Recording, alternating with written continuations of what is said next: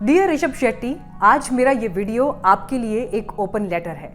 शानदार, जबरदस्त, जिंदाबाद, अद्भुत, super work, great film, great cinema. I am sure ये सारे शब्द आपके लिए अब छोटे पड़ गए होंगे, क्योंकि कांतारा सिर्फ एक फिल्म नहीं बल्कि एक क्रांति है। आपकी फिल्म कांतारा का ट्रांसलेशन है मिस्टिक फॉरेस्ट। ऐसे मिस्टिक फॉरेस्ट जहां पर जल, जंगल, जमीन और देव परंपराओं से जुड़ी कथाएं, प्रथाएं भारत में उत्तर से लेकर दक्षिण तक और पूर्व से लेकर पश्चिम तक में बसी हुई हैं। लेकिन जिस तरह से आपने इन परंपराओं को जिस सम्मान और विश्वास के साथ पर्दे पर दिखाया है, उसने न सिर्फ उन देव परंपराओं का पालन करने वाले हम जैसे लोगों को, बल्कि उन लोगों के दिलों को भी छुआ है जो शायद उनके बारे में इतना नहीं जानते।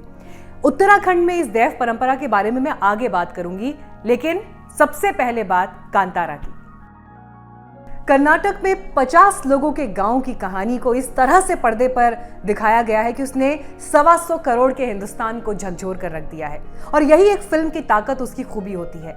लेकिन आज मैं ये भी कहना चाहूंगी हर सिनेमा के फैन से कि आप बंद करिए ये तय कहना कि बॉलीवुड वाले ऐसी फिल्म नहीं बना सकते, बॉलीवुड कांतारा जैसी फिल्म बनाने से चूक गया, या बड़े बड़े XYZ फेल हैं, क्योंकि ये कहना भी कांतारा जैसी फिल्म का अपमान है। ये तुलना ही ठीक नहीं है, क्योंकि बॉलीवुड के लोग कहानियों के लिए भारत के भीतर नहीं झांकते हैं, वो विदेश की तरफ देखते हैं, वेस्ट को फॉलो करते हैं। और यही वजह है कि वेस्ट की कहानियों को भी जब भारत के अंदाज में पर्दे पर उतारा जाता है, तो भारत की कशिश, यहाँ का फ्लेवर उन फिल्मों में झलक नहीं पाता। और इसीलिए कांतारा एक महान फिल्म है। कहानी, निर्देशन, अभिनय, ऋषभ शेट्टी ने बखूबी इन सब चीजों को निभाया। लेकिन सिनेमाटोग्राफी, जिस तरह से ग्रामीण जीवन के छोटे छोटे प्रतीकों को पकड़ा गया है, वो अपने आप में अद्भुत रहा, और अरविंद कश्यप इसमें बाजी मार ले गए। लेकिन मेरे लिए सिनेमा फैन के रूप में आप कहूं तो इन सबसे अलग फिल्म के म्यूजिक ने, बैकग्राउंड स्कोर ने अद्भुत भूमिका निभाई। और इसमें बी अजनीश लोकनाथ ने जो संगीत दिया है, वो फिल्म की आत्मा है। अगर आप इस संगीत को माइनस कर दें तो वो 20 मिनट फिल्म के, जिन्हें आप कहते हैं कि क्लाइमेक्स ने अद्भुत रोल प्ले किया है, शायद वो आपको शरीर बगैर आत्मा दिखाई दे अगर ये संगीत वहां पर ना हो। मुझे नहीं मालूम ऋषभ, आपने या इस वक्त जो भी लोग इस वीडियो को देख रहे हैं, आप में से कितने लोग उत्तराखंड की देव परंपराओं के बारे में जानते हैं। लेकिन अगर नहीं जानते तो लगभग कांतारा के क्लाइमेक्स सीन में आपने जो अंदाज देखा, जो तस्वीर देखी, उत्तराखंड की परंपराओं का ये एक बेहद महत्वपूर्ण हिस्सा रहा है। हमने खुद बचपन में वो माहौल देखा है। लेकिन इस बीच आज मैं आपको ये भी कहना चाहूंगी कि कई बार उत्तराखंड के लोगों ने खुद अपनी परंपराओं का सम्मान नहीं किया। कुल देवता, ग्राम देवता, स्थान देवता, वन देवता, ये सब हमारी परंपराओं के जनमानस के आधार रहे हैं। लेकिन जिस तरह से, जिस सम्मान के साथ आपने इसे पर्दे पर उतारा है, बड़े बड़े लोग चूक गए इस तस्वीर को इस तरह से पर्दे पर उतारने के।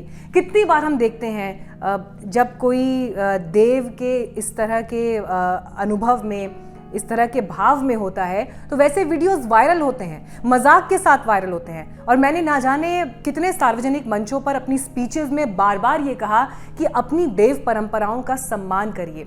एक सीन का मैं जरूर जिक्र करना चाहूंगी, जिस बॉडी लैंग्वेज के साथ, जिस एग्रेशन के साथ, जिस फोर्स के साथ आपने देखा ऋषभ शेट्टी को आखिरी के 20 मिनट में, कम से कम उत्तराखंड के लोगों के लिए वो कोई नई बात नहीं है। उन्होंने वो तस्वीरें इससे पहले भी देखी हैं।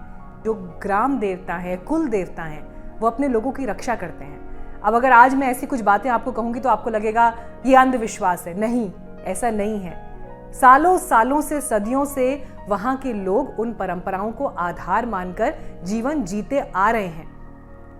अब यही देखिए कितनी अजीब बात है कि जब आप हॉलीवुड की एवतार जैसी फिल्म देखते हैं तो आप उसे देख के कहेंगे वाओ, सुपर, फैंटास्टिक।